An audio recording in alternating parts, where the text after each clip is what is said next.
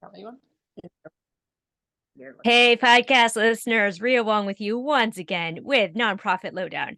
I am so excited because, y'all, today we're talking about one of my favorite topics of all time, money mindset. I am so pleased to welcome my friend Yulin Ling. She is a global chief strategy officer and consultant whose leadership has helped transform and grow over 215 nonprofits, corporations, and startups worldwide. Her global experience spans 30 plus countries throughout Asia, North America, Africa, and Europe. And she has been a lifelong nonprofit mission oriented professional. So I will let her introduce herself. Yulin, welcome to the show. Thank you, Ria. I am so pleased to be here. So pleased to have you. Okay, before we jump into the topic at hand, which I know we're all excited about, tell us a little bit about yourself and your journey in the nonprofit world. Well, I started back in the early 90s, and back then, the world looked a little bit different than today, right? So, which is a good thing that things have progressed.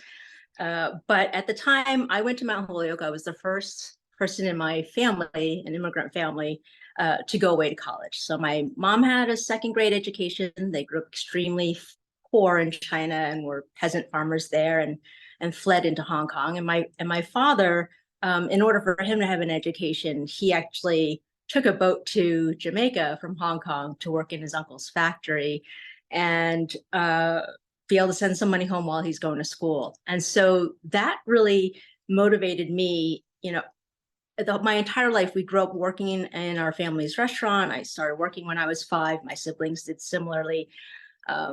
This whole idea of like a work ethic, but more so, that you had to go get an education in order to make it here in the U.S. That was just drummed into me from I don't know, from being very small. And a lot of it was based on racism, unfortunately. Being in that kind of background, it was a lot of, customers always right. And so if we had very racist customers, which we often did, or were in those environments, my dad's answer was, well, then you need to get an education and then work in a place where you don't have to be subjected to this, where you have options. And so that formed me a lot when I was in college, and I was studying neuroscience, as well as identity development and organizational structures, doing a lot of research in that. And I was being courted by the big 6 consulting firms, but it didn't feel right to me to go into that field. It seemed like, wow, this is a situation for me where I get to be the first and to do all this and have this access to education and to college. I want to be able to provide that for other people in the community as well. And so, much to the chagrin of my family and my father, I decided to go into nonprofit versus going into the big 6. So that's my foray. Actually, that was my background. It was quite a sacrifice in a lot of ways to do that. Being Chinese, our families are so important, especially our parental kind of approval. And then my family was working class. And so for me to go into nonprofit at that time, making $20,000 was a decent salary for a manager, right? And so crazy. So that was kind of the foray into that, and then staying within that kind of realm and understanding through my coming out process and all that, also through college, how important it was to do the social justice elements of it, because you look at kind of ethnic lines, racial lines, income disparities, gender, queer, versus like straight or heteronormative stuff. And there's a lot to tackle there. So even working within nonprofits wasn't enough for me. I really needed to then also do a lot of community work for our communities that that at the time weren't represented at all in nonprofits.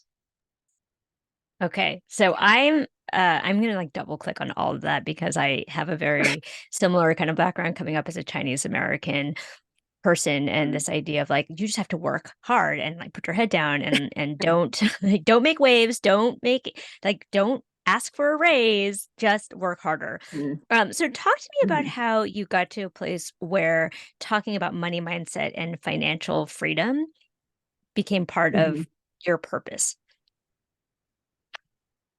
So I had I think I've studied mindset ever since I was young. It was just something that I was always interested in. I was quite a nerd in school, and that was a way, I think, for me to have been able to survive being in a very, predominantly white working class environment that was pretty racist. And then my family being, we're working so hard. It was my escape to read, like, there had to be a better way. There had to be something else. Life couldn't look like this, honestly. And I started then reading a lot more. I grew up Christian fundamentalist, and so the Bible was a huge part of my life. I was a Bible school teacher too, but there's a lot of actually stuff in what we call the Old Testament in Christian, right? And the New Testament around mindset and ask and ye shall receive. And that's a lot of then how I formulated my ideas of, hey, if I can just gear myself to thinking about what life could be and what I really want to ask for and have faith in that and kind of envision that, then that's going to happen, right? It'll happen. And actually it did, being able to go away to college and going to a private school nonetheless, leaving my family to do that, from the restaurant. And that was a really, really big thing, because being the first to go away, being one of 3 siblings who we worked at the restaurant all the time, it was a big concern about my parents. So being able to even get my father to say, I want you to do this. I want you to go wherever you can get in. And if you get to the top schools, then go there. I'd rather sacrifice here than otherwise. And so I saw how things that I wanted and what I dreamt about and what I could envision could happen. And I had no idea that my dad would be that way, or my mom, because my other aunts and uncles did not allow their kids to do that. They had to stay local to go to school so that they could also work. So it's starting to see how the world actually kind of shifts, and people around you can even shift around something that you just fervently believe not only can happen, but needs to happen. And I think that kind of drive was what led me to the financial part. Back then I knew money was important. I was still sending money home while I was working in nonprofits. Sometimes my cats would eat better than me, that's just a part of life, right? When we are trying to balance our familial responsibilities with that of also what we want to be passionate about. I accepted that responsibility. But it wasn't until my dad got sick. I was flying all over the world, working with different NGOs. And when my dad became ill, I was based in Boston at the time. I had to move back. I had to move back to, they were in New Jersey then, and sleep in my parents' basement. I didn't have a job. I didn't have any resource other than this kind of small amount of savings that I had. And my father, in the midst of having his cancer, was looking into all of these alternative treatments, and they were very expensive. And so his whole thing with me was, if you had gone on that path and stayed doing tech and, instead of going and trying to help everyone else, now you can't even help your own family. And that, I think, probably, you could probably kind of hits you in a different way, right? And so that immediately made me start thinking about, like, well, how can I have the best of both worlds? And what does that even look like? And even then I went from working at a startup where I had a huge potential to make a lot of money.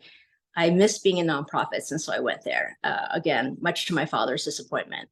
So knowing that he basically passed away, even though I took care of him, I gave up my work and career and everything in Boston to take care of him. That was just an expectation. That's what you're supposed to do.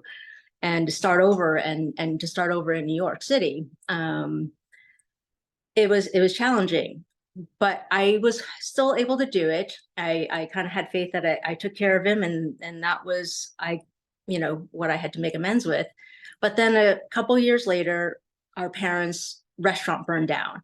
My entire family's livelihood went up in smoke, and then my mother had cancer. So that was the game changer, right? There was no way in hell I was going to go through that again.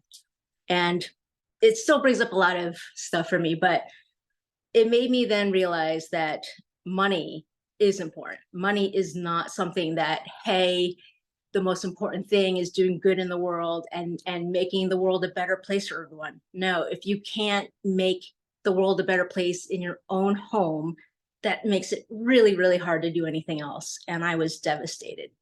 So at that point, I decided that I wasn't going to do that again, and I would be able to contribute to my mother's health and her treatments and make her as comfortable as I possibly could. But also I wanted to be able to have the income so that it wasn't going to be a strain where I'm not, deliberating over cans of cat food versus, whether or not I want to buy a balanced meal. So, so that's what kind of started me on the trajectory of knowing the importance of money and understanding it down to the very core of my fiber and what that would look like. And being a nonprofit at that time, still doing community work, that wasn't going to happen. The EDA I was working with was making 75K in New York City. I was making 60. So if you could imagine, living in New York as you are now, and then trying to also afford your family's livelihood as well as, when they're ill, something had to shift. And so I started doing a lot of then mindsetting around money, right? I was able to do it around growth stuff, around how do you have an abundance mindset, and how do you shift from having a scarcity mindset to one of a growth mindset and abundance mindset. But I hadn't really focused on the money aspect, and I had to. I didn't feel like I had a choice. But through that effort, my mom somehow miraculously, her stage 4 lung cancer went into remission. And I always had this burning desire to move to California.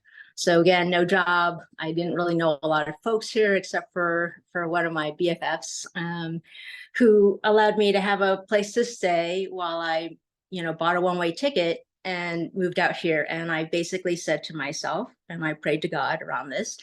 I was also, very heavily involved in Buddhist practice and spiritual practice as well. So it's not just the Christian God. That, if God, like, and this is something it's kind of, I'm gonna just say it. I just said, God, continue to use me for the highest good, but also enable me to be able to take care of my family. And if this is your wish for me to go to California and do this, I will trust that. And that's why I bought the one-way ticket, because I said, if I don't make it in 2-3 months, God, I'm moving back and I'm going to take care of my mom. Lo and behold, I'm still here in California. So it worked, right? And not only did it work, it propelled me in ways that I couldn't have fathomed back then at all. I took a job working for a startup that was a multinational startup that did construction in war zones, actually. And they had a children's foundation as well that was based in Asia. So from there, from just joining the startup to be able to help grow their organization to then saying, hey, but I'm interested in this foundation, the CEO then flew me on a plane to the Philippines. And after doing some strategic plan with the crew and everyone there, he said, I need you to stay here. I don't want you back in the US. I need you here. And that decision to then live and basically turn around the foundation, launched the world's first and only, Department of Education, international school certified K-12 for orphans, 444 orphans. That put me on the map. That put me on the map of then being able to go into corporate in a way that I couldn't when I had my nonprofit experience, without really being able to shift that and turn everything around. And throughout that entire time, I was working probably, from 5 a.m. to 1 a.m. every day.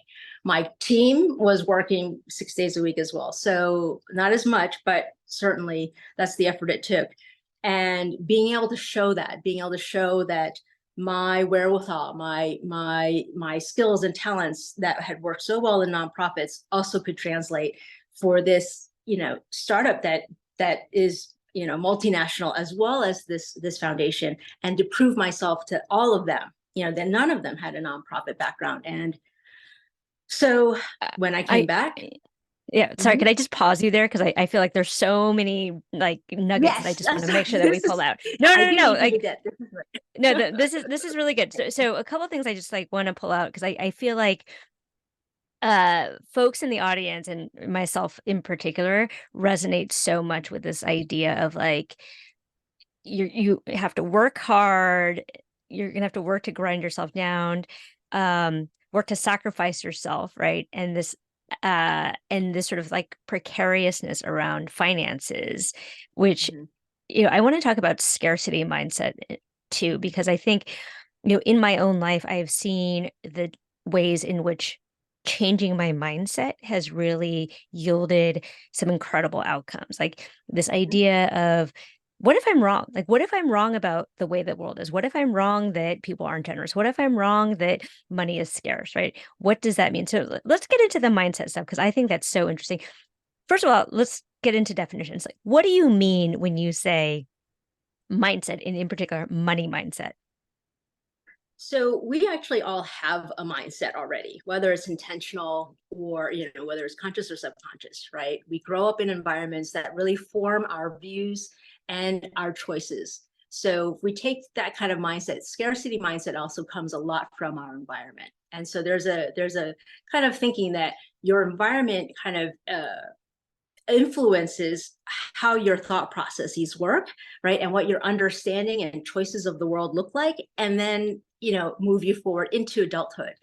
And so if your environment is always such that there's not enough, you're in a low income situation, or you're having to deal with racism all the time and sexism all the time and heterosexism, all these things, you're going to start looking at, hey, people like me aren't ever going to get a fair shake. And you can see this, and this is where kind of generational trauma comes from as well. From that space, it's really hard to move out.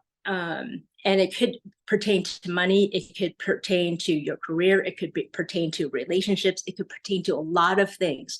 And so when you start breaking through of saying, well, what is possible? Maybe, like you're saying, maybe what I think or thought isn't necessarily the case. But as much as we might think that, we need to really believe it, because it doesn't shift automatically. You could say, hey, I'm gonna have a job where they're gonna pay me $1 million.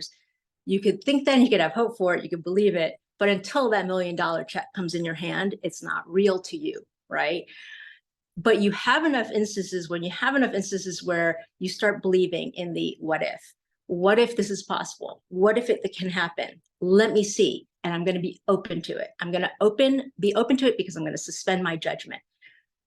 Then that changes things. And then when you start getting proof, right, proof of concept over and over again, small things, it could be small things like, gosh, I'd love to be able to have dinner at such and such a restaurant. And then lo and behold, someone says, hey, you want to come to dinner with me? And I have a gift certificate I can't use. These are actually things that have happened. So things like that, then you start thinking, wow, I can actually have some influence around that. And so when it comes to money mindset, the same thing applies. It's, hey, maybe coming from an immigrant family, and being Hakka Chinese, and having grown up in these very racist environments, but also being a nonprofit, there's no way, I don't know how I can do this, but I'm going to be open. I'm going to say, what if an opportunity can come around that? What if the salary things that I'm thinking about aren't necessarily the case? Let's see. And when you say, let's see, and you're open to it, and then you see it actually happening, again, proof of concept, then you understand that concept even more. And that's why simply having a money mindset, or just thinking of, I just need to shift my mindset, is so hard. There is a part of it where not only believing it, but there needs to be small and very large, tangible, in my hand situations that happen. And sometimes the gap between my belief and where that tangible thing comes in real life does take a while. And for some people, you give up, right? So Yeah. that's where the scarcity mindset then gets reinforced. So let's Does talk that about this help? because that's helpful. I'm just going to play devil's advocate for a second because these are some challenges that I've faced myself in doing training. I fully believe in the mindset and abundance and kind of training yourself to look at what is possible. the pushback that I often get from folks, and usually it's BIPOC folks, is like, well, look at the world, look at the generational trauma that we've experienced, the history of racism and enslavement in this country, like racist policies that have kept wealth out of the hands of folks of color. And like, yes, all those things have happened. How do you square that with this idea of like, what if I can also make $1 million? So one of the things, around doing mindset work is constantly reading and almost like bombarding yourself with what is possible, filtering out the noise. And when we look at what structural racism looks like, when we look at like the reinforcement of racism, there is no way, there's no movie, no news channel, no YouTube, no social media that you can look at that isn't going to reinforce that you're nothing, that you don't deserve a chance, that people like you are not welcome here, are not wanted here, and you're never going to make it. No wonder why. It's true, right? These things have happened, but part of it is how society and these structural things work is they keep bombarding you with the same messages. So even if you have something like Black Wall Street, right? This information is hidden from the news. It's not teaching you any of this. You don't find, Black History Month, why is it only a month? Like, this is ridiculous. This is, Asian American, all of these things where you have to carve out an exception in just a few days worth to learn your own history. And not only history, not the history of oppression that constantly is nailed into your brain, but the history of success, the history of your communities, of people in your communities who have broken through these barriers. You're not told these things. You're not taught these things on purpose. It's very methodical, and you can see it now with the whole CRT thing. You can see it now with DeSantis in Florida, banning almost any reference now of African-American history, of Black history, whether it's enslavement, whether it's Rosa Parks, it doesn't matter, whether MLK, right? Books, you're not going to be able to read them. And so all of these things is understanding that is also what racism looks like. That is also what systemic racism looks like. That's also the messaging that you're going to keep getting, and your families are going to keep getting, your communities are going to keep getting, and you're going to keep getting. So in this respect, it is imperative to look at yourself and be, we talk about, like, in nonprofits, not siloing. In this instance, you have to silo. In this instance, you have to be the one who says, I'm going to tune that out because it's not true, because I know it's not true, because I see myself, I see my friends, I see my family members, and I see how hard they work, I see how smart they are, and I see what they're capable of. I am not going to believe that we are less than. And I'm going to believe that there are opportunities for me. Now, when we look at movements, when we look at civil rights movements, it's also important to note they leave out white people. They leave out allies, right? And very, very importantly, they leave out the mass amounts of money it takes to run civil rights, to run change. Gandhi in India, do you think they got independence because of their own people? No, it required a huge amount of that, but also acquired millions of dollars being sent, to fund these causes so that he could travel. Same thing with MLK.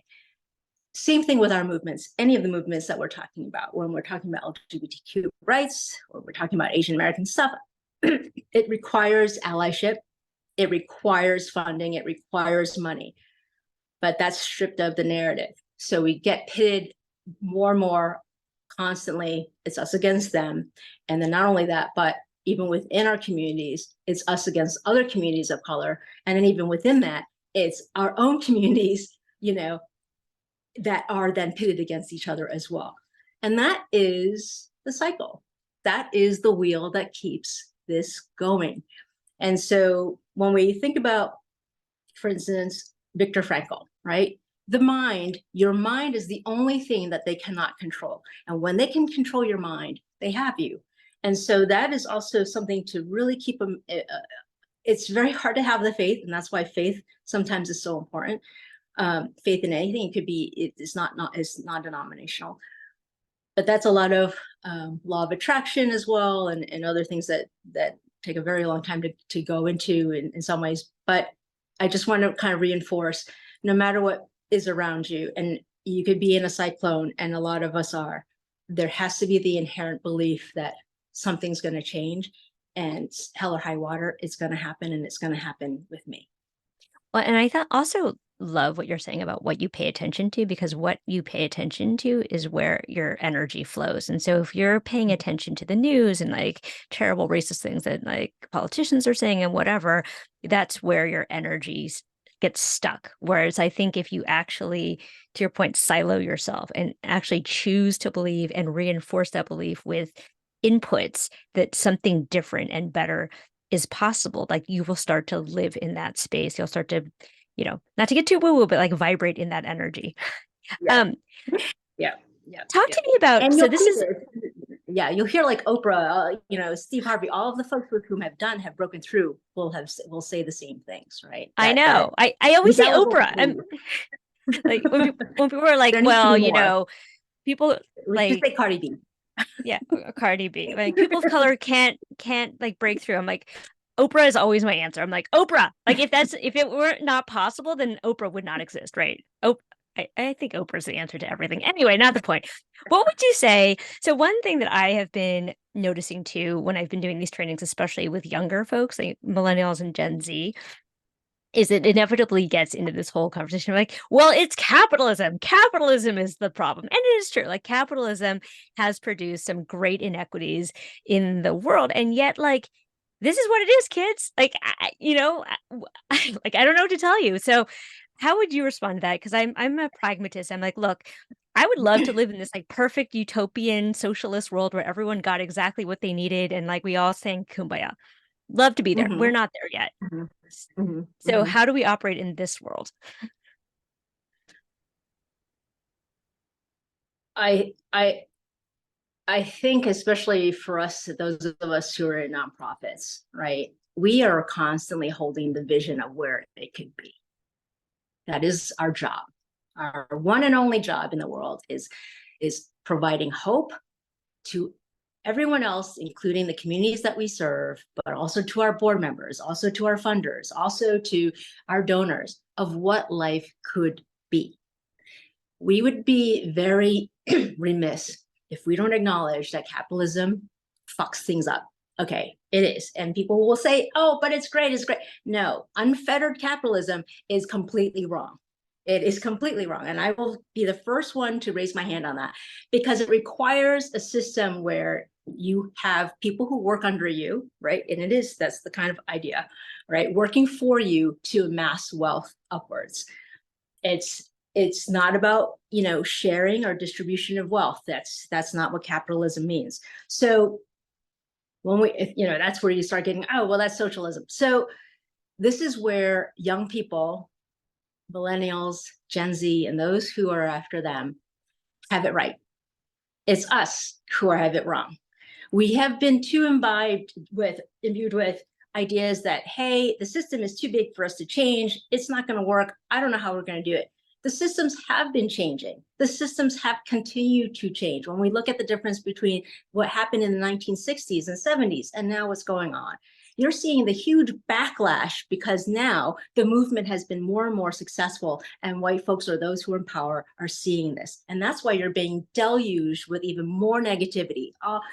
Fox News and all these other folks, these conspiracy theories, because they're also holding out the hope, and they do it really well by using fear that somehow all these people are wrong, and if we squash them enough, we will have a better world. I mean, that's what white supremacy is, right? So in the same vein, we have to be even more diligent and say, yes, we know that capitalism exists, and this is the system that we're working within, but how can we look at changing it? And how we look at changing it also is here, right? Believing that you are more than your capital, you are more than your labor, that you are more than what your salary looks like. And that in and of itself, you look at how often when you meet someone new, hey, so what is it that you do? Where did you go to school? Almost the first, hey, how are you? I'm so-and-so. So what is it that you do? I hate that question because I do a lot of things. I do whatever the F I want. And if it happens to be leading nonprofits or consulting or flying around the world, I'm going to do that. right? But that's not the answer people are looking for. What the answer people are looking for is, how can I judge you and view you as being, whether you're my equal, whether I should respect you, or whether I'm going to look down on you. And a lot of that is not only around educational elitism, it's all around salary, right? There's a big difference to say, hey, I went to a community college than it is that I went to Harvard or some other Ivy League or Stanford, which my beautiful wife went to. Right? So, and so in these respects, you know, we do have to trust that the efforts that we've made to move these things along, to educate, to hold out these visions, we're seeing the success of that in our younger people. And so we can't then say, but no, you now have to accept this, when we didn't, right? I mean, you yourself with Breakthrough, you were saying we need to do more and we can raise more. If someone were to say, but Ria, that's not reality, capitalism, right? You're not going to get people to do that. How quickly that would have probably taken not only the air out of your sails, I'm sure this had also happened, right? But you had the indelible belief of, I don't care what that might be, I'm going to believe that this is going to be possible. And so we have to not only hold the vision of what's possible, but we also have to foster that in our younger folks, starting very, very young. When I was talking about how mindset gets implemented, mindset actually starts, if you've ever taken Landmark, you start learning about how systems and opinions and judgments get made and decisions that you've made based on how your experiences were when you were just this huge sponge before you had discernment. And as you learned discernment and you started making these decisions, you also took on the discernment decisions that your parents made, or your, those who are your guardians made. So now we have to be stewards to younger folks around that. We have to be the ones to say, I'm going to trust that you have this vision, and you understand what capitalism is and how fucked up it is. So now, what do you think? What are you proposing as possible for you? What do you think is possible here? And let me listen to that. Yeah, I love that. And that's the part there that I strongly believe in. That's why doing work with young people is so important, and mentorship. It's so funny. It's funny how the universe works. I was listening to a podcast this morning with Jay Shetty, and he was talking about the Sanskrit concept of, I think it's called skansara or some skansara, which is like imprints that you get before you're even conscious of getting the imprints. Like, what are the imprints that your parents put on, that society put on, that your school put, like all these things that we then accept as being true because we're imprinted so young that we don't even realize we're being imprinted. And then we carry that story forward our whole lives. Some of us never even examine that because, well, it's just how it is. You said something that I think I want to get back to, which is this notion of value. So in my, Chinese upbringing, the value of a person was equated with the labor that they provided, right? Like, if you're not working, then like, what use are you? And I think for folks of color, particularly, there's this belief that we need to form around our own intrinsic value, regardless of how much money we make, regardless of what schools we went to, regardless of what other people think about us. So I don't know what the question is here. Like, do you agree? And if and are there strategies that we can use to really kind of fortify ourselves in a world that tells us that we have no value if we don't, go to Harvard and make, 6 figures a year and et cetera, et cetera? Well, I do want to say, if you've made it to Harvard, great. As a person of color, as a BIPOC, I mean, amazing. Do it. Go to every Ivy League, Stanford, wherever you can go, okay, and get accepted. And because a lot of these schools now who are uber wealthy based on the labor of BIPOC, they do offer scholarships, right, and funding for those with whom meet certain income eligibility. You can get a free ride to Stanford if your family makes less than 100K. People don't think that, and it's not advertised out there, but it's possible. And so,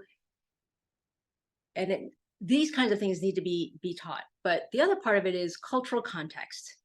There's a reason why, for me and for many of us who are Chinese, right, who have had immigrant parents from China, from Asia, why labor is so important. You have 1 billion people,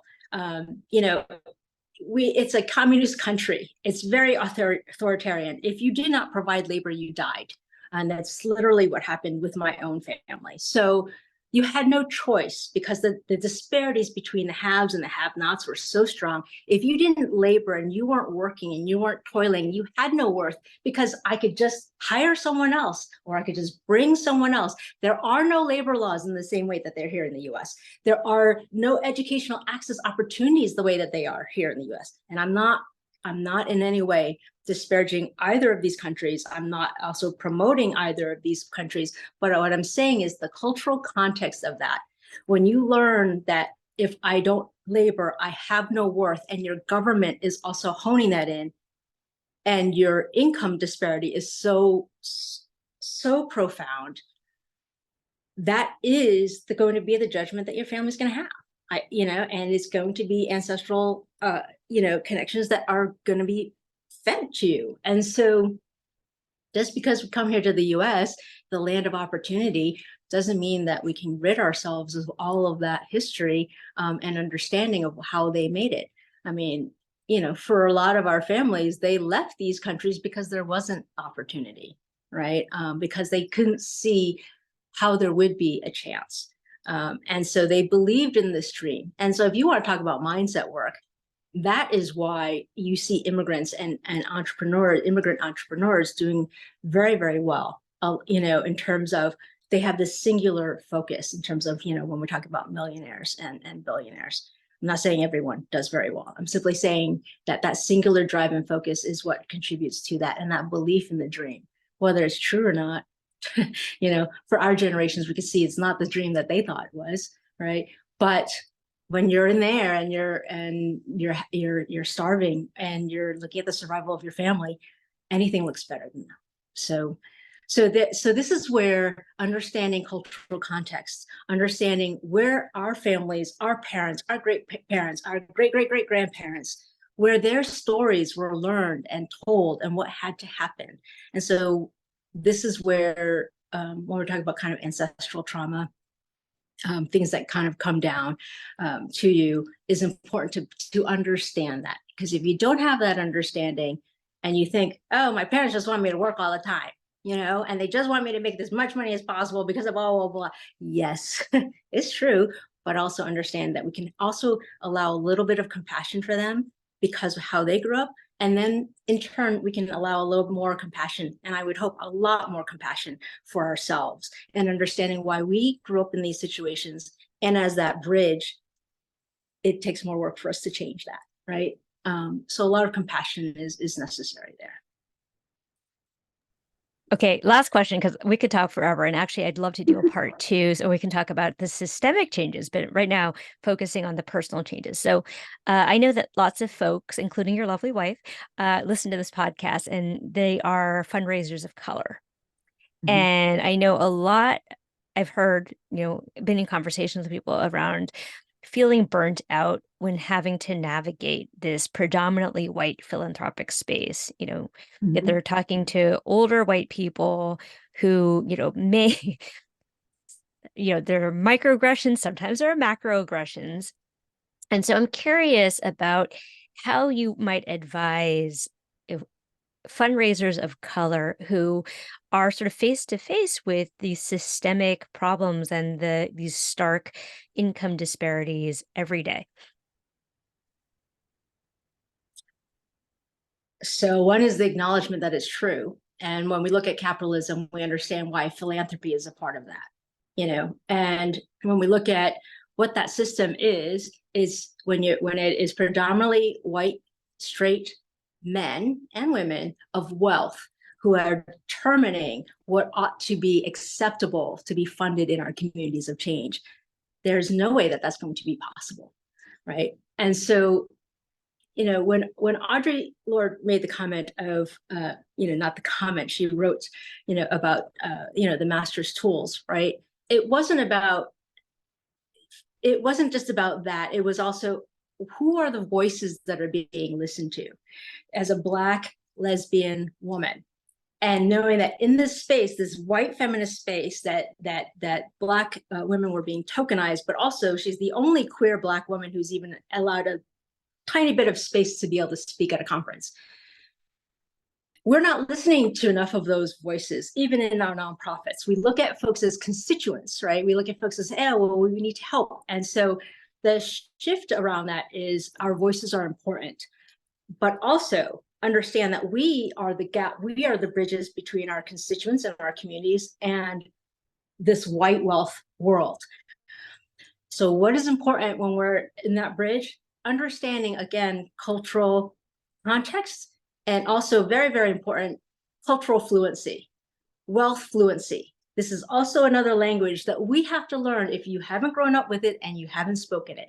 So if you're talking about, like, we go into this situation where everyone there is speaking French, and you didn't learn French because you're speaking Spanish, because you're speaking Chinese, whatever it might be, right?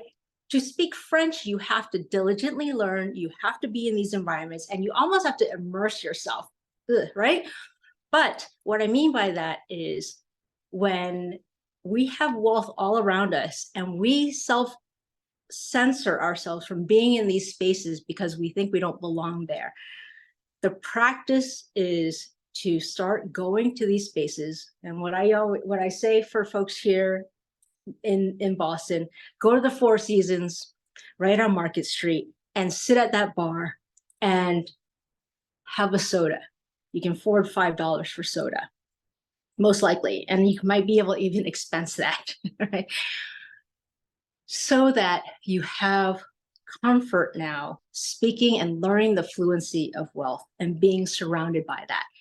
Because if you don't understand what that fluency is, and it continues to be a foreign language, it's a lot of othering that we end up doing. And when we're othering, we're not that bridge. And so the purpose of being fluent is that, language, and we're in other countries, is so that they also understand us, right? It goes kind of both ways. If we need to be able to understand that and also be able to have those conversations, but also have those conversations translated to our communities. That's really, really hard work. And I'm not saying it's not easy, but try it. Yeah. As an experiment. Yeah. I love that you said that, because I think, in the past couple of years, this notion of code switching has been, pointed to as like a negative thing. But I actually think calling it cultural fluency is very empowering. Like, I can speak all of these different languages, and it's almost like being a secret agent, right? Like, you can go in and be like, I can pretend that, like, I'm in here and I gather information and I'm going to bring it back. So I love that. Yulin, this has been so fun. I definitely want to make sure we do a part 2 with you, because I think there are bigger issues, like the big systemic questions that I want to get into. But I know that you have a training coming up. So tell us a little bit more about that if we want more of all of this that you're throwing down. So after my conversation with you, Ria, one of the things that I do offer is around money mindsets and financial freedom for women and trans folks, right? And so especially around our BIPOC communities. And so with the nuance of this last part that you just mentioned, how about for us in nonprofits? It is a very different space to be in than for us dealing with it in the corporate or nonprofit spaces. And so I wanted to tailor something, because I'm doing this podcast with you, that also involves folks who are in nonprofits, because I do think that we should be doing more deeper dives around this around the very things that you mentioned. And so you and I will talk, but we'll figure out probably about 3 to 4 weeks after this podcast. I'll set up a workshop, and we'll work on that in terms of actually what the date looks like. But very interested to see how I can help then our community around these issues move the needle that much further. I love that. And, to the extent that I can be helpful or help co-create or provide resources, please let me know. So I'll make sure to put all of your info in the show notes for folks who want to connect with you via LinkedIn. But in the meantime, Yulin, thank you so much. It's been such a great conversation. I feel so energized. Great. Awesome. Yay. And I look forward